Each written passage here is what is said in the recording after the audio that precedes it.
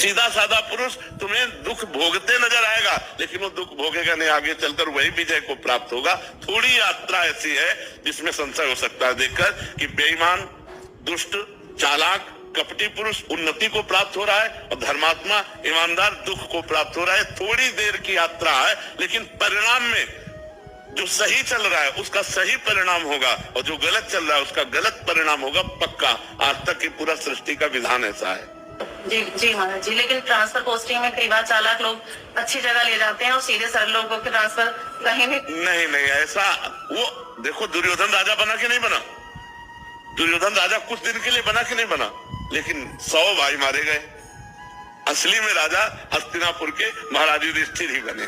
थोड़ी देर के लिए वो पद वो दिखाई दे सकता है कि वो बेईमानी चालाकी करके फ्रॉड करके पद को प्राप्त कर ले, ऐसा हो सकता है, मान सकते हैं, उसका पुण्य उसको साथ दे सकता है। लेकिन परिणाम जो जीवन का परिणाम है वो ये पद नहीं है।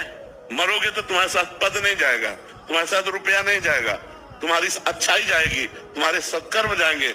और ये पक्की बात समझ लो कि जनता मूर्ख थोड़ी देर के लिए बन सकती, लेकिन जब आपके आचरणों का और भगवान ऐसी बुद्धि भ्रष्ट कर देते हैं कि खुला आचरण उसकी गंदगी सामने आ जाती है।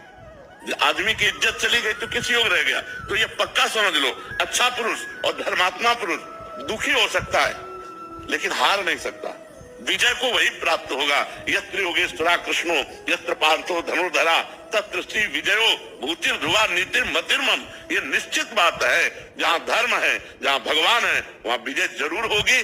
थोड़ी देर के लिए, जैसे 12 वर्ष का वनवास, 1 वर्ष का अज्ञातवास महाराज युधिष्ठिर को हुआ, इतने धर्मात्मा होते हुए, और ये दुष्ट लोग मौज उड़ाते रहे, लेकिन परिणाम में महाराज युधिष्ठिर ही चक्रवर्ती सम्राट बने और 100 के 100 कौरव मारे गए। तो इसलिए हमें अपने मन को धर्म में ही लगाना चाहिए, चाहे थोड़ा दुख मिले, थोड़ा उन्नति